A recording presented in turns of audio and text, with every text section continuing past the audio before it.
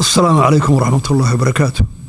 Your Excellency, Ismail Omar Gelle, the President of the Republic of Jabuuti. Your Excellency, Dr. Abiy Ahmed, the Prime Minister of Federal Democratic Republic of Ethiopia. Your Excellency, Mohammed Abdullahi Farmajo, President of Somalia. Your Excellency Hassan Ali Khaire, the Prime Minister of Somalia. Representatives of the chairperson of the African Union, if they are here. Your Excellency, Dr.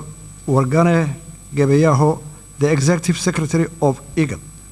Your Excellency, Donald Yamamoto, the U.S. Ambassador. Excellency, distinguished guests, ladies and gentlemen, all protocols observed, good afternoon. Mr. President and Chairman as well, first and foremost, let me say that it's a great pleasure to be here with you today and to participate the continuation of the dialogue between Somaliland and Somalia. Allow me to extend my sincere appreciation to the regional, continental, and international community for your presence here today to discuss a topic of great importance to the Horn of Africa. Allow me to further thank His Excellency, President Ismail Omar Gelle, and the people of Djibouti for their warm and brotherly hospitality in welcoming us in this beautiful country. Though we may be separated by land and sea, nothing will diminish the important role you all play and will continue to play in your efforts to bring peace and stability to the African continent. The region is suffering from a combination of unprecedented challenges, which range from the COVID-19 to environmental and socio-economic issues. Regional cooperation and hegemony is urgently required to steward the vulnerable to more prosperous and stable future. Restarting of these mediation talks with international support is an important factor in securing a more sustainable future in the fulfillment of onerous and worthy duty of building a safe, secure, and stable relationship for the people for Somaliland and Somalia. Excellencies, allow me to stress the current phase that we are entering is a crucial in shaping the future of the future bilateral relationship between our two neighboring countries, regional stability, and sustainable and prosperous future for the Horn of Africa. However daunting or important such a task is, I remain confident and optimistic that through our and your attention, commitment, hard work, and dedication, we will be able to contribute to the peace and security landscape across the continent of Africa. Excellencies, allow me to present a brief historical background on how we got to where we are today. Republic of Somaliland received its independence from the United Kingdom 26 June 1960.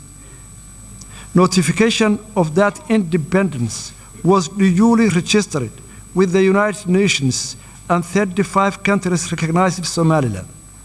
Somaliland voluntarily united with Somalia 1st July 1960 to form the Somali Republic.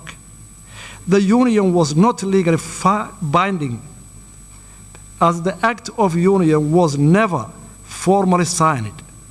Therefore, the unification effort fell short of the requirements mandated by domestic and international law. From the beginning, the union malfunctioned as Somaliland people were hugely oppressed.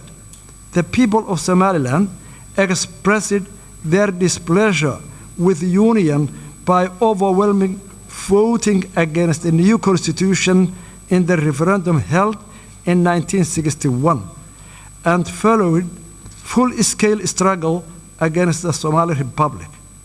The result in the collapse of Somali Republic in 1991 and the restoration of the independence of the Republic of Somaliland 18 May 1991.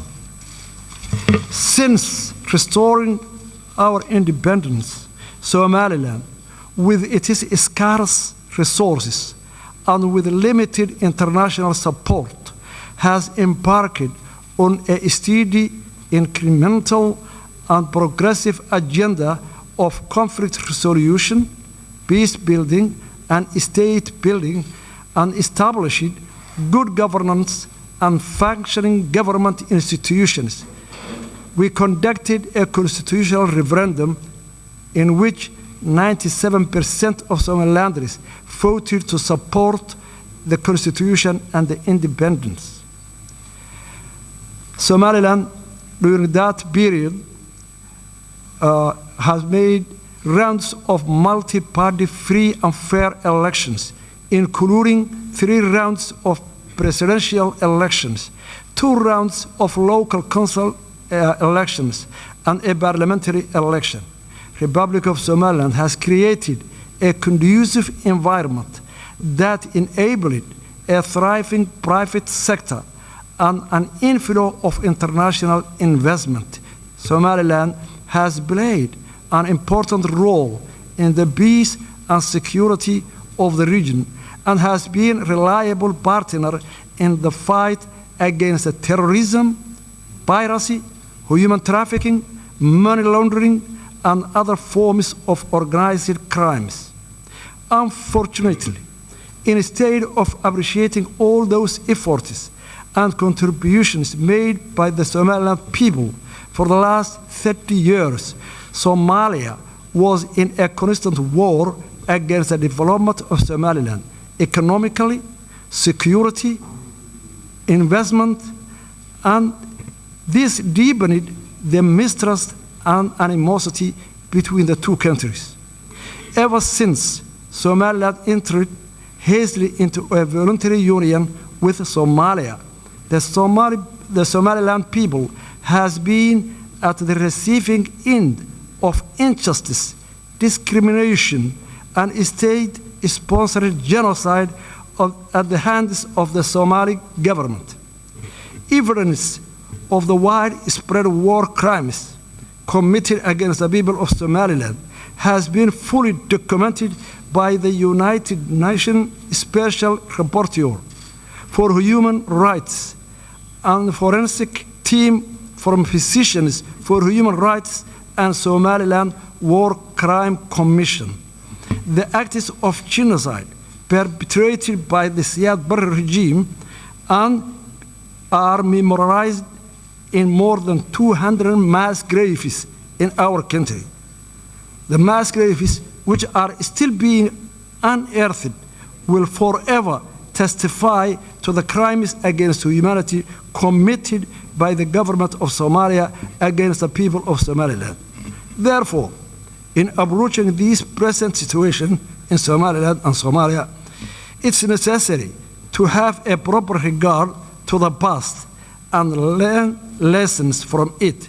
The legacy of the oppression against the people of Somaliland cannot be easily swept away.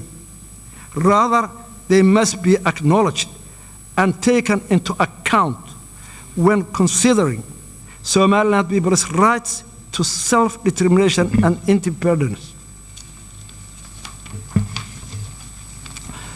The case for Somaliland independence is not unique.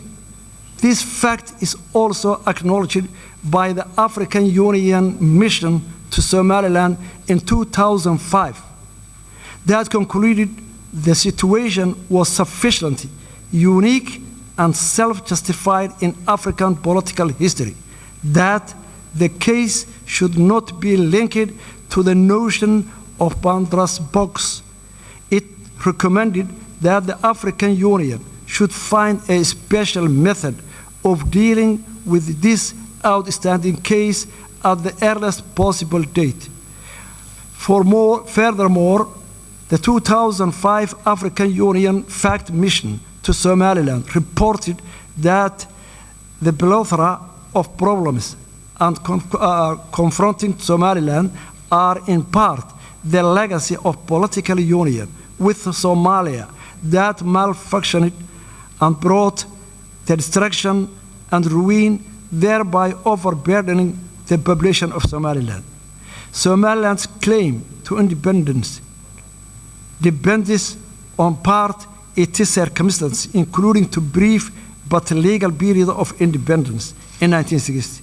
It claims to recognize international borders relating to that period, as can be summarized from the Somaliland's case, unique and demands unique solution. It does not create precedent for other unresolved conflicts in Africa or elsewhere. Somaliland's legal case for independence is the conformity with the international law. Somaliland satisfies the statehood criteria as set out in Montevideo Convention of 1933. Somaliland fulfills the conditions set out in Article 4P of the Constitutive Act of the African Union, which enshrines respect of borders existing on the achievement of independence, since Somaliland borders correspond to those received upon independence from the Great Britain. Somaliland is fully aware that the African context, the exercise of the right to self-determination is linked to the principle of respect for respecting boundaries. Somaliland's case for independence involves restoring borders of it possessed both as a colonial entity as an independent state. Between 1991 and 2000, the Organization of African Union considered to the break-up of two other unions. In 1989, Senegal opted to terminate its 7-year merger with Gambia as Senegambia Federation, and 1993, Eritrea formerly seceded from Ethiopia. Furthermore, in supporting the Comprehensive Peace Agreement signed in 2005 and subsequently independence of South Sudan and its admission to the African Union, the African Union has accepted the break-up of Southern Sudan. The International Court of Justice, in its legal opinion on Kosovo, declared in 10-4 vote that the declaration of independence of Kosovo of the 17th February 2008 did not violate general international law because the international law provides no prohibition on declaration of independence. Furthermore, the Arbitration Commission of Peace Conference to Yugoslavia produced a series of opinions on the validity of new states' claim to independence and conditions for recognition. The Commission determined, inter alia, the break-up of Yugoslavia was a case of dissolution rather than cession. Somaliland's pursuit of independence is not a case of cession, but rather dissolution of voluntary union between independent states. A number of African Union member states are also the product of failed union. Mali, Senegal, Gambia, and Egypt have all withdrawn from unions with their borders intact. The African Union has also accepted the independence of territories never previously enjoyed full sovereignty. Following the failure of the unity government, Republic of Somaliland exercised its inherent right to self-determination, which are consistent with the preamble of the United Nations 1948 Universal Declaration of Human Rights. Somaliland has long argued that Somali Republic was two united countries. The failure of the unity government provided adequate ground to the restoration of our independence. We believe in that the key to sustainable and peaceful future lies in the honest and sincere dialogue between Somaliland and Somalia under the auspices of neutral and impartial international mediation mechanism and a guarantor. Somaliland remains committed to peaceful coexistence with Somalia. However, Somaliland insists in that the dialogue should be a two-state process with a substantive agenda that addresses the core issues of the dispute.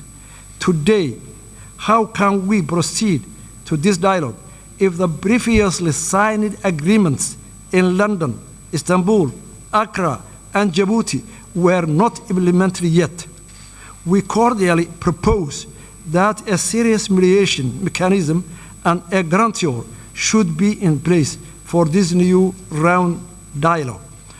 We thank Somalia for their sincere apology to the horror of yesteryear committed in Somaliland. The current generation of Somalia was, of course, not responsible for what the previous generations did, but it is acknowledgement of the wrongdoings of previous generation is significant and heartfelt appreciated by all Somalilanders. But with acknowledgement also comes responsibility. Responsibility for the damage that horror caused. Words are not enough. Again, words are not enough. The horror of the past requires more than words. It requires actions. The act of recognizing and supporting the independence of Somaliland would go a long way to heal the wounds of the past and enable our states to embrace each other in our independent but closely interwoven futures.